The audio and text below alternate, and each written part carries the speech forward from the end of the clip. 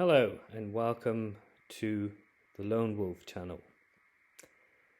What is my beef with Ken Tamplin? Now, Ken Tamplin runs a very successful YouTube vocal coach channel.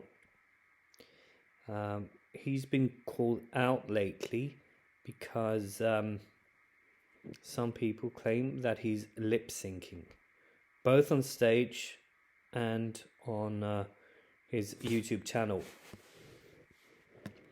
I'm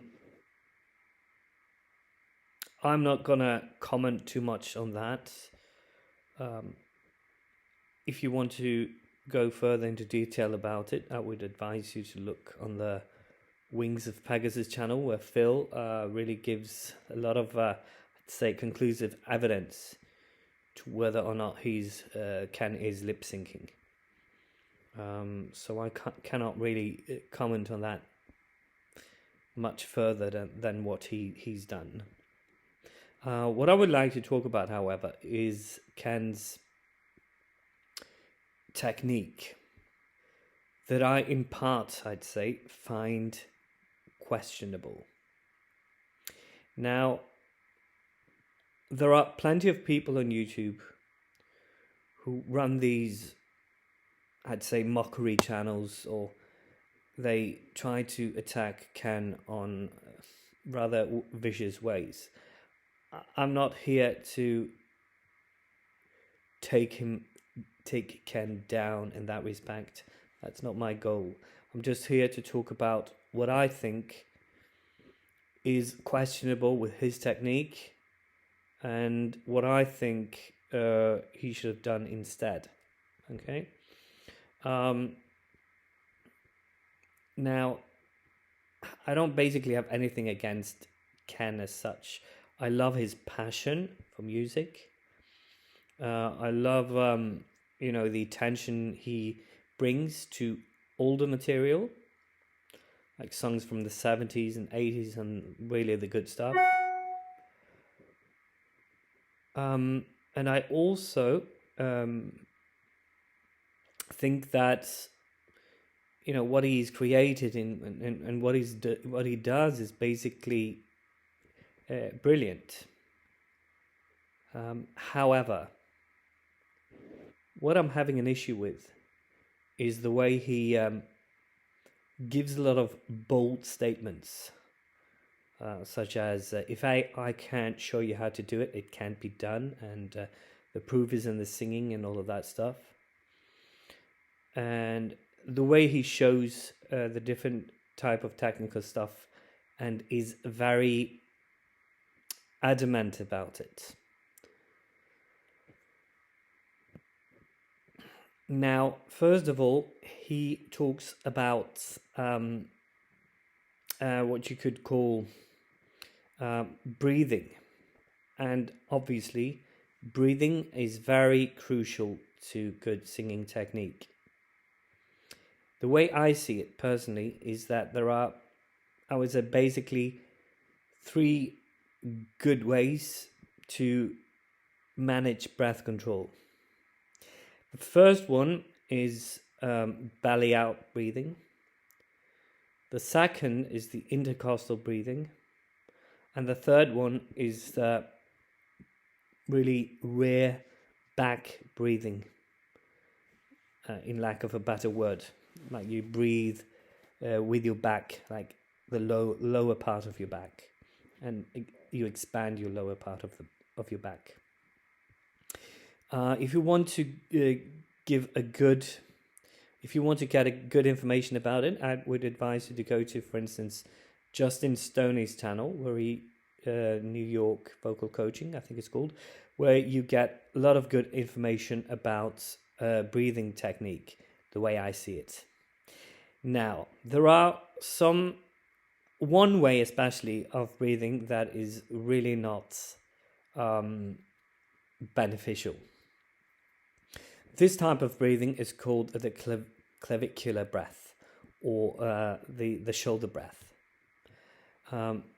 What I find interesting when it comes to shoulder breathing is that Ken himself does not include shoulder breathing when he explains breathing technique. And in that respect, we really agree. However, when you see a lot of his videos when he's supposedly singing, you could see that there's lots and lots of movement in his shoulders. And I find this strange. For someone who doesn't endorse shoulder breathing, he uses his shoulders. He raises his shoulders when he's singing. All right, so we're going to show an example. In lack of better examples, there are better examples, but it's so hard to find the things that I've seen once or twice. There are so many videos to look for. But hopefully, if it doesn't break up, you can see his shoulder movements on this song as well. This is Dr. Feelgood by Motley Crue. The point is, he does this all the time. There's so much activation in the shoulders. Take a look. No, it breaks up. I'm so sorry, guys. I wish I could make good videos for you.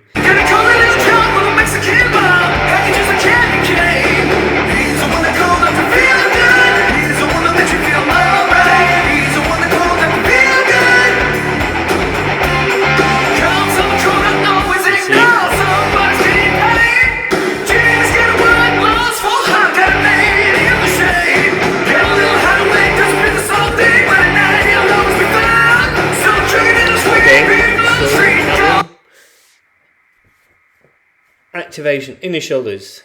This is sort of like it's just something that is ingrained in his type of singing. This is what I would call clavicular breath, and he uses a lot of it. And to me, it seems very strained when he sings. It's not free singing, it's a lot of strain. Now, he might go on saying that, it's... Or maybe he's just animated because he lip syncs. I don't know. And he might go on saying that, it's not what he looks like, and he's very free and he doesn't get holes and all of that stuff. And maybe he's found a way of singing. Maybe he's made it work for him. But I don't think this is a good example for beginners, okay? This is... a slippery slope if you're gonna be a beginner and you're gonna learn elementary vocal technique. I would not advise to go to or to ingrain his technique at an early stage. So yeah, that's basically it. Endorse shoulder breathing. He uses his shoulders. He raises his shoulders when he's singing. The second thing that I've got a beef with him about is the way he uses a lot of what's called subglottal compression. Now, the subglottal compression has to do with the use of your abdominals. The abdominal muscles are really heavily activated when he shows off his breathing. And if you're going to do a lot of abdominal muscular activation, personally, I think this has lots of influence on your throats as well. If you do this, and it gets into your throat and it has a bad influence on your resonance. Okay, let's see if we can make this video work. And when it contracts and you breathe in, it goes like this, right? Like this. So I breathe in and it creates a vacuum of air in the lung, and then I go like this and it releases that vacuum of air. So when I take a breath, my whole please don't. Abdominal cavity looks like this. Breathe in, breathe out. Breathe in, breathe out. So when I do my scale, I went, breathe in,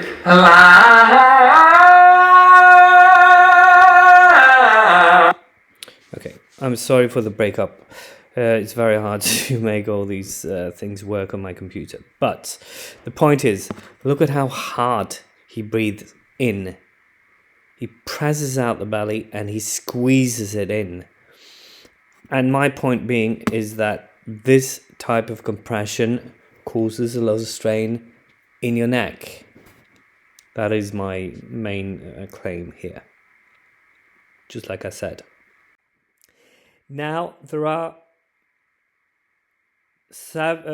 other things as well he talks about. For instance, breathing from the diaphragm. Now, the diaphragm itself, as you maybe know or maybe you don't know, the diaphragm is a muscle, a sheath type of muscle that goes through your entire body. It's shaped almost like let's say a saucer, like this. And when you breathe in, it flattens out. When it flattens out, there is more room for your lungs to do their business. When you sing on an exhale. The air goes through your windpipe and through your vocal folds and through your mouth. When you empty yourself of air, that you obviously do as you're singing, the diaphragm goes like this to its preliminary state. Now, this type of, let's say, activation isn't something that you can control. It goes like this automatically because it releases itself from activation, so to speak. Just goes back to its normal state. And this type of, let's call it deactivation, it works 24/7. You can't really control it. You can't control it willfully. Now, you can, however, control the inhale, where you flatten out the diaphragm. But to say that you sing from the diaphragm, so like some sort of muscular activation, is misleading. That's my personal opinion about it. It's misleading. So what you should really focus on when it comes to breathing has more to do with the muscles activated on other parts of your stomach region, not the diaphragm per se. There's so much focus on the diaphragm, but the diaphragm isn't really the main component to good singing. It has influence on your inhalation, but it doesn't really have so much influence on the exhalation, and you sing on an out breath. Okay, so this is a bit of a singing myth. Now, furthermore, the last thing that I want to point out when it comes to Ken Tamplin's breathing technique, or no, sorry, not his breathing technique, but his vocalization, and that is the open vowel. He talks a lot about the open vowel, and singers talks about the open vowel a lot. Now, in short, the open vowel is important in the sense that you shouldn't strain or pinch your throat when you're singing. If you sing with like a heightened larynx, like it's going to sound horrible. If you sing with a very lowered larynx, it can lead to another type of strain where you put your tongue position like back. It sounds strange. So you really need to focus on a more natural type of vocalization. that lies somewhere in between the lowered and the raised larynx. Now, Ken Tamplin focuses a lot on that la, ah. You can really he says, go to the mirror, expose your tonsils, or you show your tonsils. It's like la, ah. And that is sort of the natural bel canto way of vocal activation. But I disagree.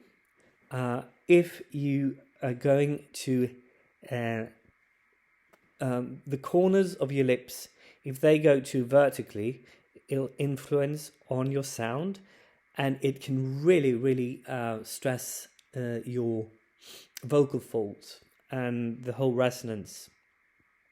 So if you do this, it's very pinched, and you get a harsh, very shrill sound that is not beneficial for good singing. All right, so I'm gonna show a quick demonstration of his wide open mouth technique, his circle open throat. And if this helps you, is that if we first trained with a lower laryngeal position, it really helps you understand what open throat technique is. It really helps you understand open throat, he says.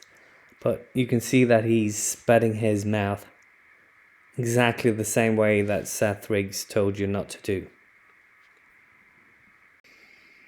All right, here we go.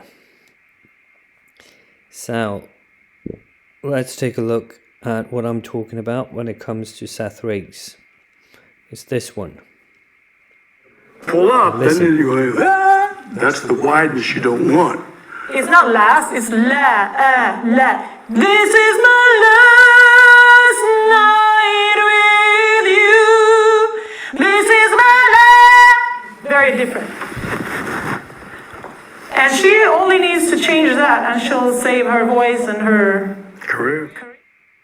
She only needs to change that, and she'll save her voice and her career, according to Riggs. Now, I know that Ken Tamplin is not a big fan of Seth Riggs, but maybe he should have listened to him more closely. What I would advise people to do is go more for the